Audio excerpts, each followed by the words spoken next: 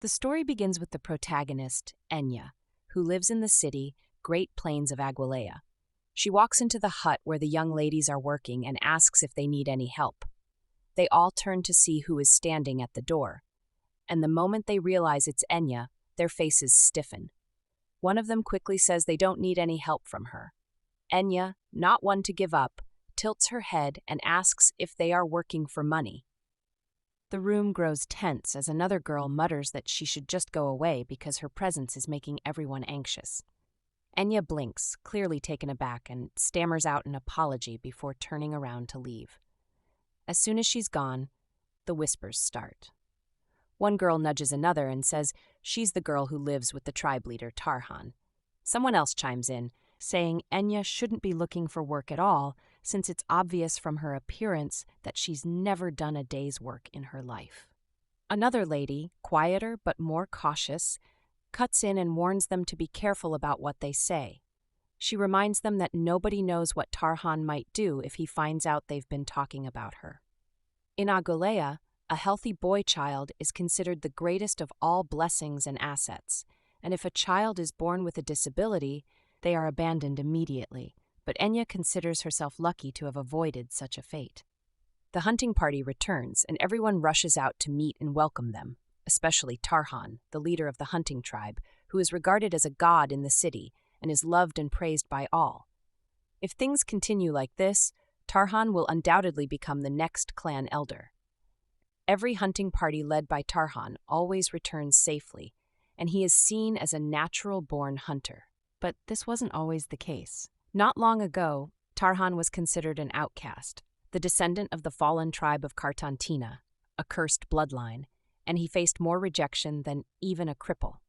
With his fierce, intimidating eyes and unyielding determination, he survived against all odds and grew stronger, eventually rising to become the tribe's leader.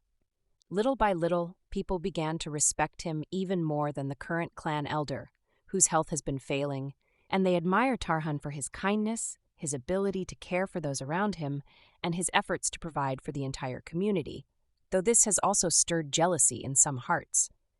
The ladies of Aguilea always seem interested in Tarhan, but out of all the beautiful women in the city, he chooses Enya, who is considered an outcast because she cannot walk well. To the people of the town, she doesn't even exist because of her disability. Tarhan, the strongest and most authoritative figure in all of Aguilea, has the admiration of everyone, yet he remains devoted to Enya. She often worries that if Tarhan finds a more beautiful, able-bodied woman, he might leave her. And this thought terrifies her. But even after several years together, he still loves and cherishes her deeply, with no intention of leaving her. Many men in his position would choose to have multiple women by their side, so the fact that Tarhan stays loyal to her alone remains a mystery. As Enya lies on her bed, she hears the sound of Tarhan approaching and quickly sits up before he enters. He steps in and asks if she's still awake. She smiles and says yes. He sets down a bowl of water and begins cleaning her feet. Embarrassed, she tells him not to worry and insists she can do it herself, but he gently reminds her that she can barely move. She feels uneasy, thinking it should be a woman's job to clean a man's feet with a wet cloth as a sign of respect and satisfaction, not the other way around. She can hardly believe someone like him is doing this for her. He asks how she's feeling and if she's in pain, and she assures him that she's fine. He seems like he wants to say something but holds back, instead reminding her to let him know if she feels uncomfortable or has difficulty with anything. Though she always tells him she's fine and that there's nothing to worry about, he doesn't fully believe her. After a moment of silence, she hesitates and tells him to wait. He smiles and reassures her that he won't take much of her time. She calls his name softly, and he looks at her with a gentle expression, telling her that she is so sweet that all he wants is to breathe in her scent. Tarhan is the last survivor of the Cartantina tribe, and he still remembers the night their entire land went up in flames. His father took his sister and promised to return, but that night, Tarhan thought he'd spend the rest of his life searching for them. That was until the day he found his sister's lifeless body, and from then on he had no idea where his father was. Left with only his sick mother, he took her to an area in Aguilea known as the Empty Field, a dangerous place filled with all kinds of wild animals. He remembers the first time he heard of the Empty Field, a chaotic place especially during the monster spawning season. Despite being from a defeated tribe, he managed to get work there as a monster meat packer. He remembers the smell of the meat and the long days spent butchering and scraping animal bones until the stench clung to him like a second skin. When it was all over, he'd get paid with pieces of meat so small that he wasn't sure whether to eat them or use them as toothpicks. After receiving his laughable payment, he and the others were told to leave. He thought about how living in the forest might actually be better, since the pay wasn't worth the effort. But he couldn't abandon his mother, who was very ill. One day in the forest, he spotted something moving and assumed it was a monster, but after looking closely, he realized it was a little girl and an old man. He wondered if the old man was the girl's guardian, and found it strange that the man was even alive in such a place. The little girl was taking care of the old man just as Tarhan cared for his mother. The old man suddenly noticed Tarhan and pointed to him while telling the girl, who was Enya, to follow him. The word follow echoed like some strange chant, and Tarhan thought the old man must be insane. How was he supposed to take care of a little girl when he could barely feed himself and his mother? As Enya tried to walk towards him, he panicked, turned around, and bolted like a deer spotting a hunter. Survival was already hard enough without adding a little girl to the mix, and besides, he didn't even have enough meat to keep his pockets heavy, let alone his stomach. He walks into the place where his mother is and finds her screaming again. After the fall of the Cardentina tribe, she had completely lost her mind. Her eyes wander aimlessly, empty of all sense or recognition. She can't speak properly, can't eat by herself, and someone even has to chew her food before giving it to her to swallow. She was once so beautiful and full of life, but now she doesn't even know who Tarhan is. The next day he goes to work and gets paid with a single apple, which feels like the universe laughing at him. On his way back home, he sees Enya again, this time not with the old man, but with some guy pinning her down and yelling at her to stay still. The man promises her food if she cooperates, but she keeps struggling and screaming for him to get off. Tarhan guesses the old man must be dead by now, but before he can think too much about it, Enya spots him and calls out for help. Without a second thought, Tarhan throws the apple aside and rushes to pull the guy off her. He isn't sure if it's his emotions, his anger, or the way her innocent face reminds him of his sister, but he gets physical. The guy doesn't stand a chance, and when Tarhan hurts him enough, the man stumbles away, calling him a crazy Cardentina, and saying Tarhan should go drown for all he cares. Tarhan watches him go, and then turns to Enya, who's standing beside him. He wonders why he even bothered. She picks up the apple he threw and holds it out to him. He refuses, saying it's rotten, but she stares at it like it's a treasure. Tarhan thinks she's looking at the apple like it's the key to eternal life, which makes him feel even worse about everything. When he stands up and starts walking away, she follows him. He sighs, realizing he made a mistake by giving her the apple in the first place. Watching her stumble behind him, he notices something off about the way she walks, and for a moment, he wonders if she's okay in the head. Frustrated, he picks up a stone and throws it at her, yelling for her to stop following him. She falls down and he thinks, good, that'll teach her. But when he sees her lying there helpless, something in him twists. He sighs and calls her to come along, wondering what kind of mess he's gotten himself into. And just like that, their story begins, with an apple, a fight, and a guy who can't even scare a little girl off properly. Aunt Piash tells Tarhan that if he isn't ready for the responsibility, he shouldn't have gotten involved with Enya because now she'll never stop following him. Tarhan replies that it's only fair, considering how Aunt Piash once saved them. She reminds him that she pulled him and his mother out of the empty field when no one else would, and that she already has more than enough people to look after. She hands him some herbs and snaps that she shouldn't still be taking care of a grown man like him. When Tarhan asks why she bothers taking care of so many people, she sighs and says she's done sneaking out of the empty field because people are starting to notice. She adds that she's too old for this kind of thing and tells him he and his mother are the last ones she'll ever help. When Tarhan gets home, he finds his mother in her usual state. The bed is dirty again, but he can't do anything about it because they don't have any spare blankets. He tells himself she'll get better eventually because of the herbs Aunt Piach gave them, but deep down, he wonders how long they can go on like this. Just as he's lost in thought, Enya walks up to him and he immediately snaps, yelling at her to go away. He picks up a small stone and throws it, repeating himself louder, adding that the old man didn't mean for her to follow him every single day. He says he's already struggling to take care of his mother and can't take on the responsibility of looking after her too. He tells himself it's better this way, because life is already hard enough without adding someone else to the mix. Even though it's part of the Cartantina mission to protect the weak and sick, Tarhan knows he can't afford to do that right now. He looks at Enya and tells her to leave if she has any idea what he's going through. But she just stands there quietly, and for a moment he wonders if he's the only one who thinks life is unfair. Tarhan goes to the river to wash his clothes and spots something strange, hair floating in the water. At first, he wonders what it is, but soon he realizes it belongs to a lifeless man. Before he can react, he hears a voice. A guy standing on a rock tells another man that someone has seen the body. Tarhan quickly hides in a corner, trying to figure out if they're villagers from Aguilea. The men carefully retrieve the body, and Tarhan guesses it's another victim of the red bird. The red bird is a terrifying creature found around the river. It drinks water calmly one moment and then attacks its prey with the sharp hooks at the end of its tail the next.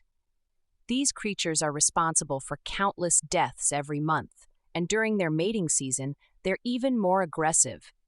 The men talk among themselves, saying the demon birds have claimed another life. One of them suggests warning the villagers to avoid the river, but Mr. Harren, the chief of the Aguilean tribe, dismisses the idea. Harren says it's better if prey from other tribes distract the birds, keeping the villagers safe. He tells them to leave quickly because it's about to rain. Hearing this, Tarhan feels a wave of anger. To Harren, people living in the empty field are nothing more than monster bait. During the rainy season, the red birds hunt even more relentlessly, searching for prey all day. Tarhan's mind drifts to Enya, wondering if she's in danger. He doesn't understand why he's worrying about her when it's really none of his business. At work, things aren't much better. A man yells at Tarhan to hurry up, or he won't get paid. Tarhan feels they're being extra harsh today, but he bites his tongue because he doesn't want to cause trouble. All day, he works tirelessly, preparing meat for others, but the endless routine starts eating away at him. It feels like something dark is stirring inside him. Just when he thinks it can't get worse, a man throws his payment, a piece of meat, on the floor, telling him to pick it up. Tarhan bends to retrieve it, but the men shove him, step on him, and hurl insults, calling him a dirty Cartantina. They curse him, saying he doesn't deserve to share their food and shouldn't even be alive. Tarhan feels like he's reached his limit. For a brief moment, he wonders if it would be easier to throw himself into the river than endure this life. The only thing that keeps him going is the thought of his mother. Then, out of the corner of his eye, he spots Enya hiding behind a tree. His frustration boils over, and he storms toward her, shouting that she's a nuisance and needs to leave him alone. He threatens that this time he'll really make her regret it, but just as he gets closer, he stops and stares at something that makes him freeze mid-sentence. Tarhan doesn't see Enya, but he does find a bowl of steamed rice that's still warm. He wonders if she left it for him and sits down to eat, calling her stupid in his mind for giving him the rice, knowing she'll go without food for a few days because of it. As he eats, his mind drifts to the night his father left with his sister. His father had told him to take care of his mother and survive through the hardships. It's raining heavily now, and Tarhan runs home, wanting to be with his mother. Sometimes, he feels like giving up. He'd even thought about abandoning her and running off into the forest alone. But then he remembers the family he's lost and knows all he can do now is protect his mother until the end. He arrives at the place where his mother stays only to find it empty. He calls out to her but gets no reply. He notices a mark on the ground as if someone had been dragged away. He follows the trail, wondering what's happened to her. He regrets not moving her to a safer place sooner. As he runs in the rain, searching for her, he feels someone's presence behind him. He turns around and finds it's Enya again. He wonders why she's still following him, so he picks up a stone and throws it at her. She flinches, closing her eyes and covering her face to avoid getting hit. He yells at her to go away, saying he means it this time. Enya stops following him, and soon Tarhan finds his mother in the middle of the river. He rushes to her, and she stretches out her hand to him, looking peaceful and beautiful, just like she used to before she got sick. He tells her to come home with him, feeling happy to have his mother back. But deep down, he knows something's wrong. The figure before him isn't really his mother. His world feels shattered, and he realizes it's all gone now. In that moment, he feels like he could finally be free and live the way he wants. Just then, Enya grabs onto him from behind. He's so lost in the moment that he doesn't notice the red bird flying near them. The bird uses its sharp tail to pierce Enya's legs, grabbing her and lifting her off the ground.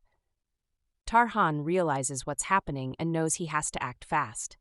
The bird is about to devour Enya, and he screams no as he pulls out his knife. He fights the red bird, stabbing it and hurting it. The bird lets go of Enya and faces him. Tarhan doesn't hesitate and continues fighting, determined not to lose. After a fierce battle, he finally kills the red bird, saving Enya in the process. Tarhan watches as Enya and his mother lie helplessly on the ground. He raises his mother, pleading for her to open her eyes. Tears fall as he cries, wishing he could take care of her, even if it's just for the last time. He doesn't want her to end up like the rest of his family. At least, he thought things wouldn't end up like this. Enya gets up, looking at his mother with sympathy. She tries to touch her, but Tarhan tells her not to. He never wants to lose someone he loves like this. But when it happens, he feels helpless. Enya picks up the knife, suggesting he end his mother's suffering. She tells him that since his mother has become a host for the red bird, she might still have enough energy to stay alive, but she's clearly suffering. Tarhan stares at the knife in her hands, and she offers to help him do it. He thinks he should have done this earlier, but he couldn't bring himself to do it to the woman he loves. So he watches helplessly as she takes control, sending his mother, who's become a host for a monster, away. All he can do is watch in vain. Later, Enya dreams of Tarhan asking her if she wants a child. She calls him, but he gets angry, asking if she wants another man's child. She wakes up to find Tarhan sleeping peacefully beside her. It was just a dream. She wonders if Tarhan wants a child with her. The next day, they sit to eat together, and he tells her he'll be traveling tomorrow, hoping to return before the Sabbath. She asks where he's going and wonders if he can really make it back in time, since the Sabbath is just a few days away. He tells her it's not somewhere nearby. He'll be going to Perugia, a tribe in the empty space that has a good relationship with the people of Aguilea. Recently, some people lost their lives there due to flooding in the valley. Due to a shortage of men for hunting, Perugia asked Aguilea for help. At that time, Tarhan formed an army and stayed there for a whole month. Enya wonders what is happening now, and Tarhan explains that since there are not enough women for the Sabbath, he plans to send only regatta, but the elders insist that he comes himself. She realizes that he's going there to find women to participate in the Sabbath. Tarhan reassures her that everyone already knows he is with her, so he's not planning to do anything inappropriate. He had meant to tell her earlier but forgot until now. The women from Perugia will be around to mate with Aguilea men and bear their children, but Enya fears that one day Tarhan might leave her for another woman. She thinks it might be better to leave him before that happens. He holds her hand, asking what she's thinking. She replies, "Nothing," and he leads her to the bed, still holding her hand. She calls his name, but he doesn't stop, gently placing her on the bed and telling her to stay there while he's gone. He warns her that if he hears any rumors about her from other women, like he did before, he won't let it slide. She replies, "Yes." He tells her not to go near any men, and she assures him that she understands. The next morning, Tarhan's team arrives with their horses at his house. One man orders another to turn the horses, while someone else is looking for new reins. The noise outside wakes Enya up, and she realizes it's Tarhan's men. She plans to make breakfast for him, but oversleeps. She tries to get out of bed, but he holds her back, putting his arm around her. She calls his name, and he wakes up, saying he had already warned them not to disturb when they arrive at his house. She tells him he needs to eat something before he leaves, but he insists he can eat on the way. She replies that he'll be hungry if he doesn't eat now, and he jokes that if that's the case, she should feed him. She says she can't because it takes time to prepare food, but he teases that he doesn't want food, just her lips, adding that she wouldn't get up unless she does it. The men outside continue discussing their horses. Enya kisses him and he lays on top of her. She tells him to stop, but he smiles and says he won't because he won't be able to see her for a few days. Meanwhile, the men outside wait patiently for Tarhan. He gets dressed and promises to be back before the Sabbath night, telling her to eat on time. She reassures him not to worry about her, saying she will be fine. He kisses her forehead and tells her he will be back soon. Enya goes to the river to wash some clothes. Tarhan usually does his laundry himself, so there isn't much work for her to do. He's good at everything when he's home. He wakes up early and does all kinds of chores for her, even teaching her how to sew and weave baskets. Tarhan is much taller and stronger than most men around, and he eventually becomes the tribe leader. Since then, things have changed for the better, and Enya is very happy about it. At first, when Tarhan refused to participate in the Sabbath ceremony, Serbia, the wife of Chief Kahanti and daughter of an elder, criticized him for not doing what he was supposed to just because of a disabled woman. Tarhan reminded them of the time they disregarded him, calling him tainted with Kartantina's blood. He pointed out that despite the way they treated him, he had been hunting for the tribe, overcoming dangers since he was a child and working hard for their benefit. The wealth in their homes was proof of his dedication, and yet they still expected more from him. In the end, the Council of Elders offered him the position of tribal leader, agreeing that he wouldn't have to participate in the Sabbath ceremony. After that, no one dared question his authority.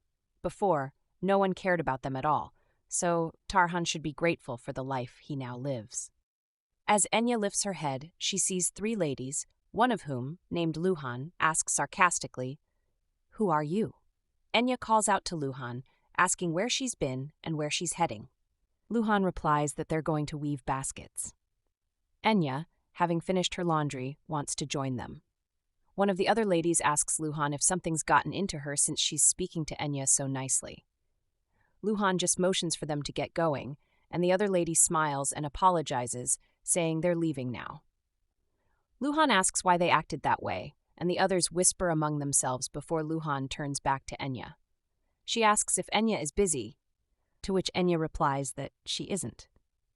Luhan invites her to come weave baskets with them, and they all head off to work together.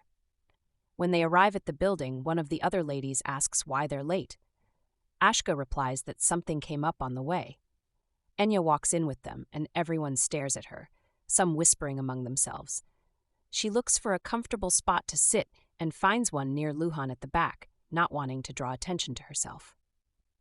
A little boy runs in, calling for his mom, who happens to be Luhan. She asks him where he's been, worried because he always follows her around. She mentions that his father isn't like that. Enya asks if the little boy is her son, and Luhan replies that he is.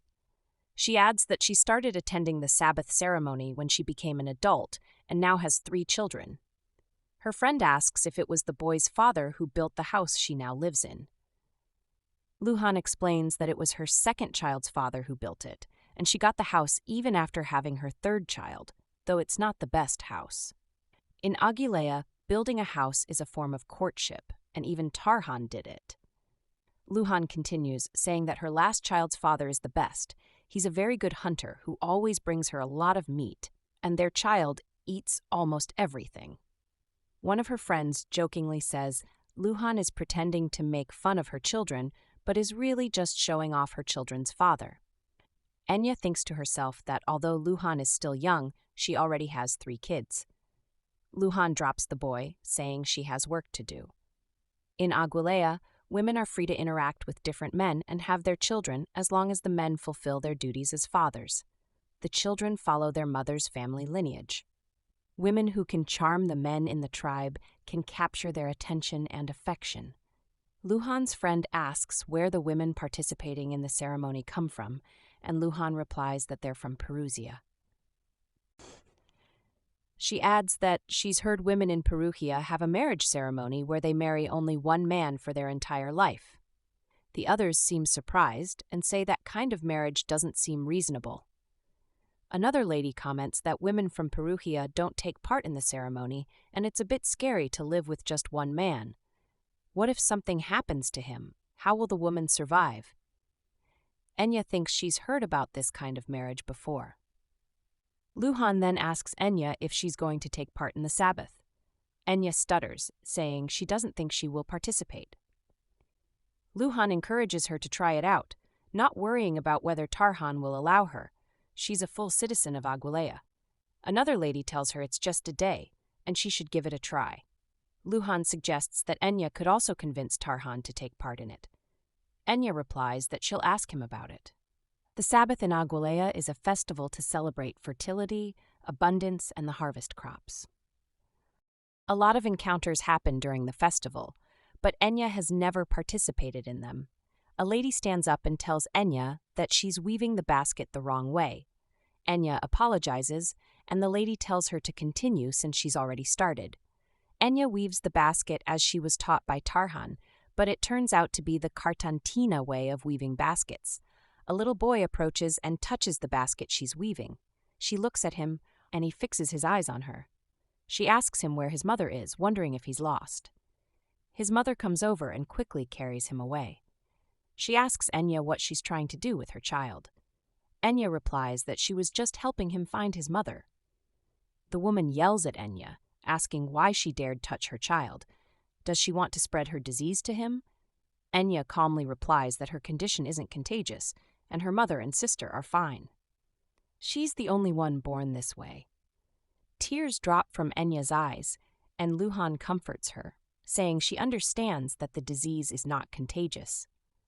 Luhan adds that the others are just stressed out because so many people lost their lives during the plague. She says that since they've almost completed their work, they should take a break. The others agree, saying they have a lot to do tomorrow, so they should rest for now.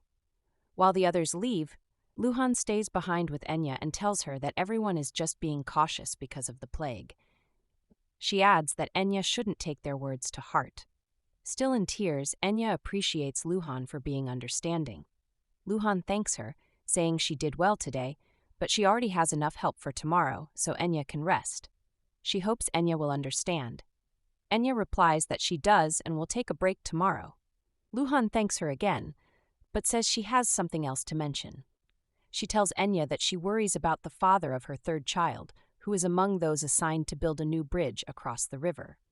He's been going through a lot, and Luhan asks Enya to speak to Tarhan for her. Luhan asks Enya to speak to Tarhan in a way that he'll understand, but Enya replies that she doesn't know if she can. She doesn't get involved in Tarhan's business, and even if she did ask, it probably wouldn't help much. She tells Luhan that she heard the bridge construction has been handed over to Ikachi by Tarhan. She feels it would be more helpful to speak to Ikachi instead, or if the father of her child is sick, it would be better to present the doctor's report to the team leader. Luhan looks at her and thanks her, saying she's as sweet as people say she is, and then turns and leaves Enya alone. During dinner, Enya couldn't eat much. She kept wondering if she had done something wrong earlier. She remembers Tarhan telling her that she didn't want other ladies to speak badly about her, but she's glad Tarhan didn't see what they did to her. Since Tarhan became the leader of the tribe, she's scared that if she doesn't stay inside, the negative attention towards them will only increase. So she tries to go out and spend time with the other ladies, but they don't want her around and keep making her feel terrible. She made a promise to Tarhan that she would do well on her own, so that's what she decides to do until he comes back. The next day, the ladies are sitting in a room, discussing among themselves when Enya walks in and asks if she can help with anything. A lady tells her friend that Enya was told not to come today, but she's still here. They tell Enya she's not needed and that she should leave. The ladies gossip about their plans for the Sabbath, talking about getting new clothes for the festival. Another lady urges everyone to hurry up because there's still so much to do before Saturday. It's already the night of the Sabbath. Some men arrange logs for the fire, the drummers begin their beats, and the young adults start finding partners. Enya sits on the floor at home, admiring some pebbles she found on the beach. She points to a specific one she found on a moonlit night on the hilltop. Then another she found near a rocky area where hot springs come out. She thinks to herself that during the noisy night of the Sabbath, she'd go out with Tarhan and pick pebbles with him. She remembers when they were young, and Tarhan would complain about how people stayed up all night during the Sabbath. He'd tell her to come with him, saying he'd show her something really pretty. Enya felt it wasn't safe outside the village because that's what people said. He would carry her on his back, saying no adults took care of them, so it didn't matter where they went. He knew the place they were going to better than anyone, so she shouldn't be scared. They did this every year during the Sabbath, wandering around mountains, rivers, rocky areas, and other nearby places. She remembers seeing beautiful flowers from a tree with fruit on it and asking him what it was. He would always know the answer. He had an answer for everything, from the names of birds and animals to their uses, even the names of trees and grasses. She'd ask him how he knew all of this, and he'd pause for a while before telling her he learned it from his family. After that, she stopped asking about his family. She looks closely at a pebble, remembering how they used to play together.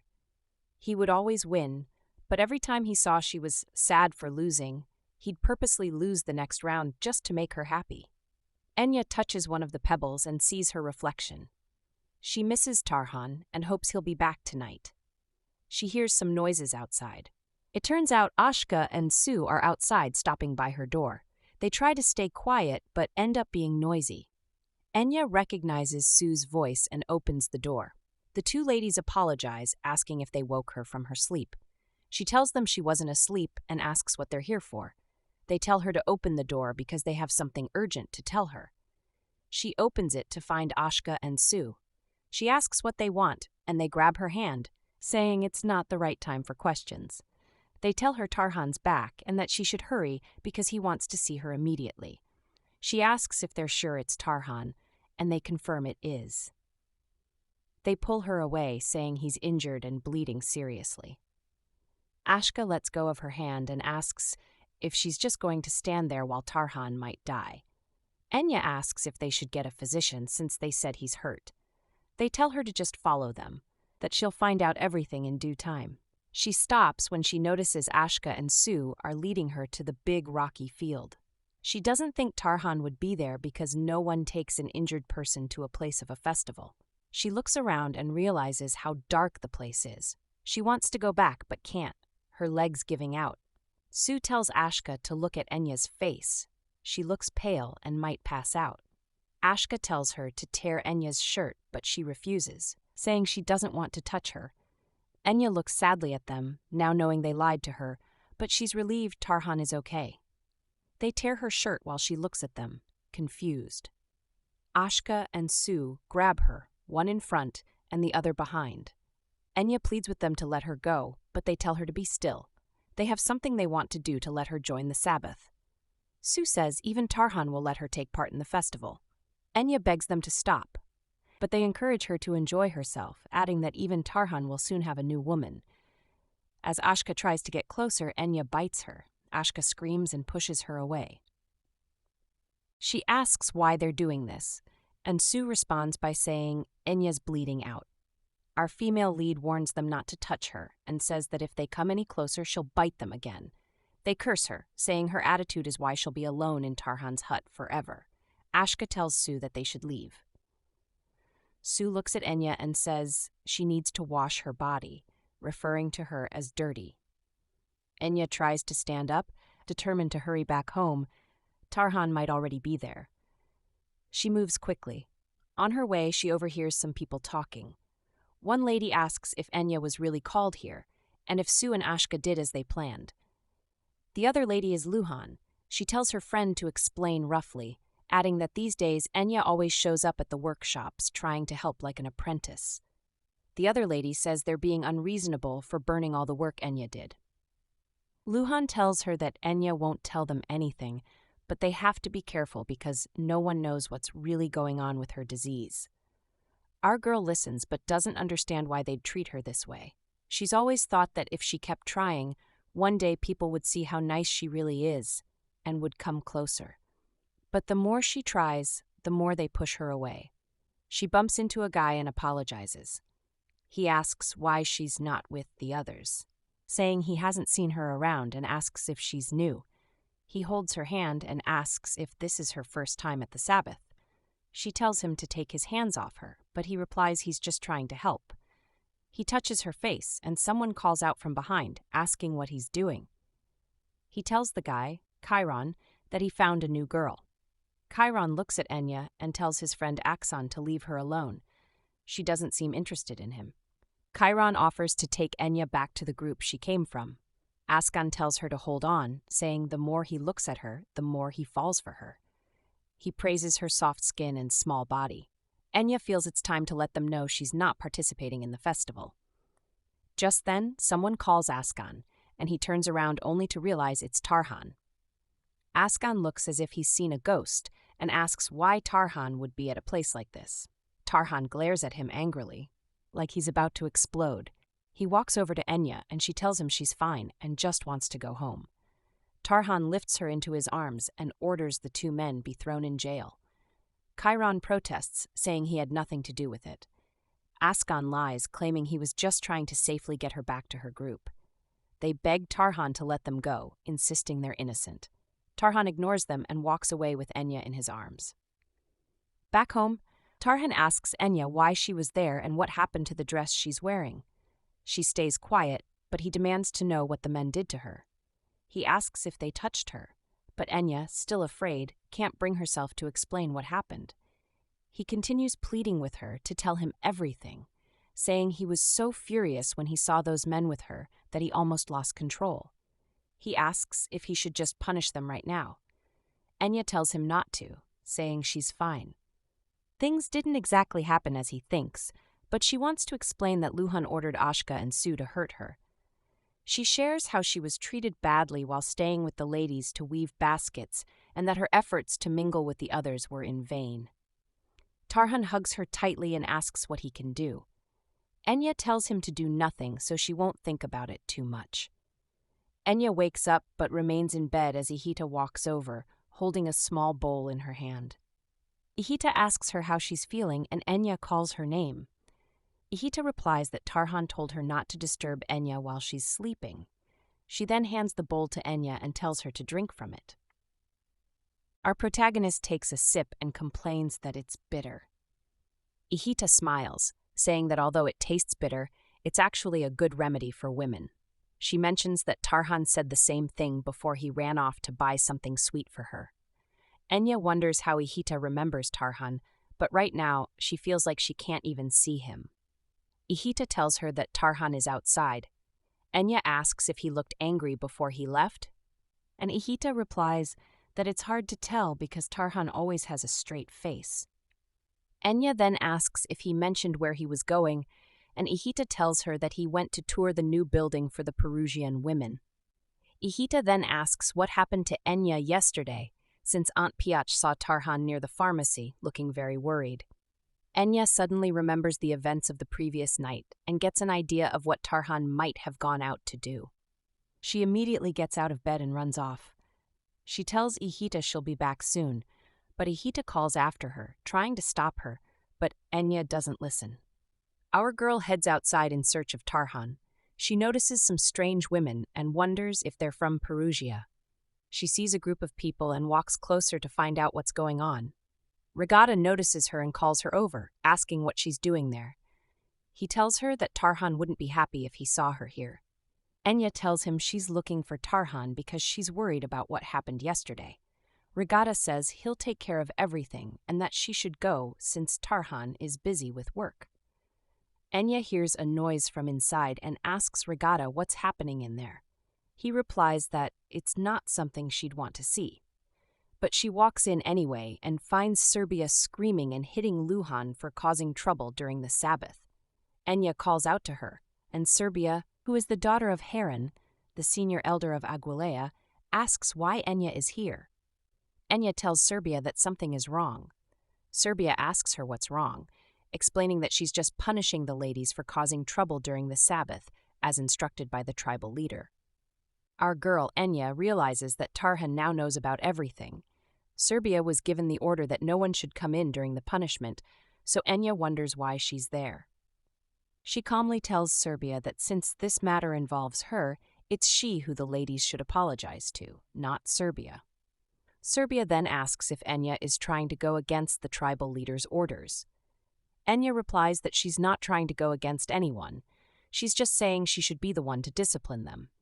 She adds that Luhan is pregnant and she's concerned for the baby's well-being, pleading with Serbia to stop. Serbia pauses, saying she won't be responsible for anything that happens next. Our girl Enya looks at Luhan, Ashka, and Sue, telling them they've treated her badly today, but they never know what the future holds. They might end up in the same position she's in. She adds that she won't take revenge, but she believes that what goes around comes around. Even if it's not her, someone else will repay them for their wrongs. Luhan frowns and comforts Ashka, who starts to cry. Regatta tells Enya she should head home.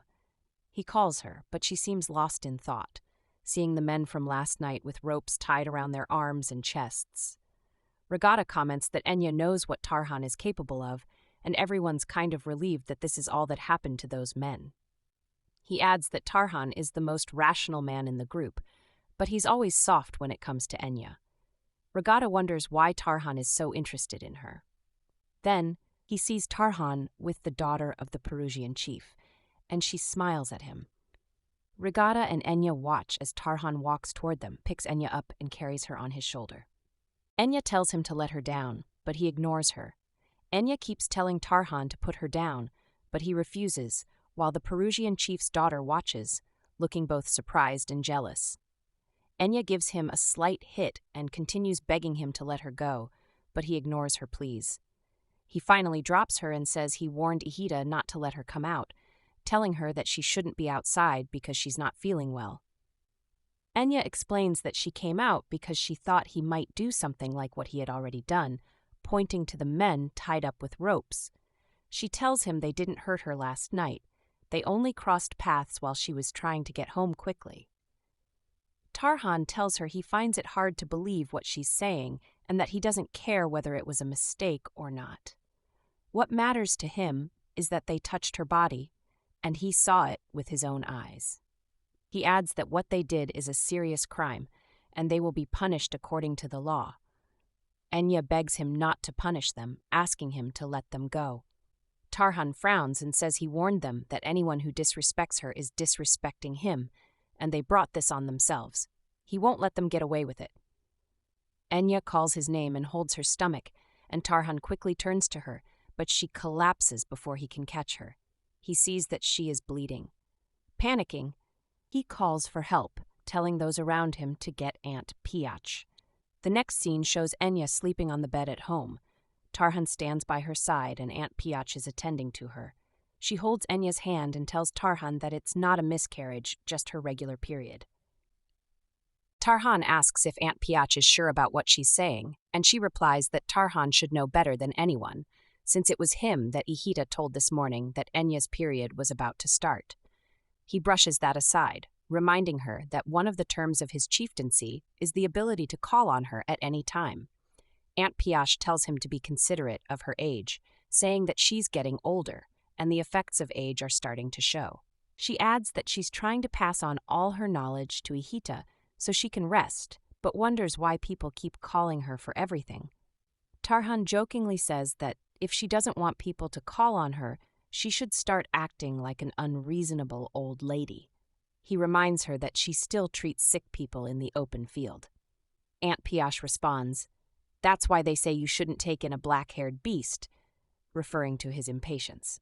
She continues, saying that even if Enya conceives, the baby will either not implant properly, or if it does, her body won't be able to carry it. Tarhan replies that he doesn't remember asking for her opinion about what she's saying. Aunt Piash explains that Enya's body has a different energy from most Aguilean women. Her periods are irregular, and she has gone through multiple miscarriages, including a stillbirth.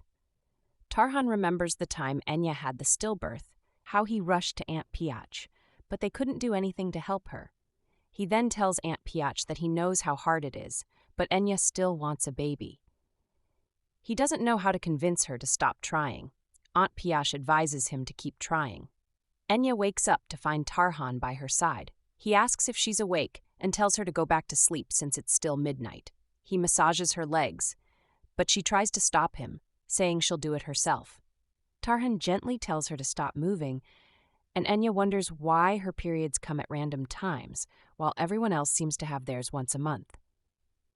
Tarhan squeezes the cloth he used to clean her legs and asks how she's feeling. Enya tells him she's feeling better now. He hands her a small purse, saying he knows she doesn't like this kind of thing, but he can't help himself. It makes him think of her. He pulls out a beautiful bracelet, telling her that even if she doesn't like it, she should at least try it on. Enya wears it and says she loves it so much. Tarhan smiles, saying it looks beautiful on her, and they share a hug. Ihita enters the room, saying that Tarhan asked her to check on Enya. She asks how Enya is feeling, and Enya replies that she's much better, all thanks to her. Enya adds that she knows it must be tiring for Ihita to come by her house all the time and offers her something to drink. Ihita refuses, saying she doesn't want Tarhan to find out she's here, as he might get suspicious if she stays too long. Enya wonders if Ihita is still afraid of Tarhan and asks what's so scary about him. Ihita says she just stopped by to say hi and has something to tell her. Enya invites her to sit down and offers her some rice cakes. Ihita agrees to stay for a bit and tells Enya that the chief looked angry today. Enya tells Ihita that Tarhan isn't angry, he just seems that way because he's thinking about a lot of things. She adds that he might not always show it, but he's really grateful for everything Ihita has done for them. It's a good thing she's always checking up on her. Ihita enjoys the rice cake and asks if Enya really means what she's saying. She adds that the more she eats, the better it tastes. Enya smiles and says that it's actually Tarhan who made it. Ihita looks at the cake in awe, asking if it's true that the chief made it himself. She laughs, saying it feels strange to imagine him making rice cakes. Enya tells her that the chief trusts her a lot, and she's happy about it. Then, Ihita notices a rash on Enya's neck and panics, asking if she got bitten by a bug and if she should get some herbs. Enya reassures her that it's fine, but Ihita insists on applying medicine. Enya tells her it's just a rash and that it'll go away on its own, but Ihita insists on getting medicine anyway. Enya gently stops her, saying it's not necessary. Ihita then mentions it's still important to inform the chief because nobody knows if he might want her to do something about it later. She reminds Enya that earlier she said she had something to discuss with her. Enya asks if she's met the ladies from Perugia. Ihita recalls meeting the daughter of the chief of Perugia the other day and says that earlier the daughter called the Aguilean women together and told them to be nice to the Perugian women. She asked to see the chief's wife, but when Serbia informed her about the Aguilean culture, she replied that their culture was barbaric. However, she said she would go along with it for Tarhan's sake. Ihita mentions that the Perugian woman sounded rude and arrogant, and it was hard to listen to everything she said. Then she asks about Tarhan's wife. When Serbia told her that Tarhan isn't married, she had a strange satisfaction on her face. She asked if Tarhan had any children and how many he had with his wife. Enya asks what happened after that, but Ihita says she didn't really understand what happened next. She adds that both women just glared at each other for a long time, and that was it. Ihita tells Enya that the Perugian chief's daughter will be visiting her today, all by herself. Just then, there's a knock at the door. Ihita asks who it is, and Enya gets up to answer. She opens the door to find Abisak, the Perugian chief's daughter, standing there. Abisak asks if Enya is the lady with Tarhan, and Ihita can't believe she's actually here. Abisak tells the lady with her that she's going to have a discussion with Enya and that she should inform her if anyone shows up. Ihita calls out to Enya, but Enya tells her she can go now. She adds that Ihita should let Tarhan know she's fine and not mention anything else. Enya then faces Abisak, who asks about her health, saying she heard she wasn't feeling well but looks fine now. She extends her hand for a handshake, introducing herself as Abisak. Enya shakes her hand, saying she heard that Abisak has been living with Tarhan for some time. Abisak asks how Enya heard about her and adds that she's heard if a man and woman live together for a long time, they tend to treat each other like spouses. She also mentions that it's a big difference when they have kids versus when they don't. She confirms Enya's identity and says she wants to speak with her inside. As she enters, she praises the house, saying the way people live in Aguilea amazes her. Enya frowns and asks her to get to the point. Abisak decides to be straightforward and says that Tarhan is the savior of the Peruvian people, and she admires his strength and ability to bring people together. That's why she plans to marry him. She says she's going to marry him, and together they will make the land prosperous. To do that, she needs to win the war coming up against Argon. Enya tells her to hold on and asks what she means by that. Is there really going to be a war with Argon? Abisak tells Enya about the desert region that borders the vast plains, where a strong tribe of nomads lives around Garganta, the dwelling place of the giant monster, the Argon whole snake. She explains that there has been a long history of conflict between this tribe and the Great Plains. Enya asks what she means by war and why she has to marry Tarhan in return. Abisak laughs and reassures her not to panic. She says she will let Tarhan have her as a concubine, adding that this issue came up when her father proposed marriage to Tarhan in anticipation of a union between the Peruvian and Aguilean people. Of course, Tarhan refused immediately, even before hearing the full proposal. Enya asks her to hold on and clarifies what she means by the merger of Perugia and Aguilea. Abisak then asks if no one has told her about the coming together of the two peoples in preparation for the war against Argon. She wonders if Tarhan is really going to war. Just then, Tarhan walks in, looking very angry. He asks Abisak if she is out of her mind, pulling Enya behind him. He demands to know how long she's been here. Abisak smiles and welcomes him, saying she did this because she knew there was no other way to see him. She asks if he's going to hide her forever, adding that once the merger deal is sealed, there will be no stronger weapon than their marriage. She then asks why he didn't inform Enya about it. Tarhan screams at her to be quiet and orders her to apologize to his wife immediately.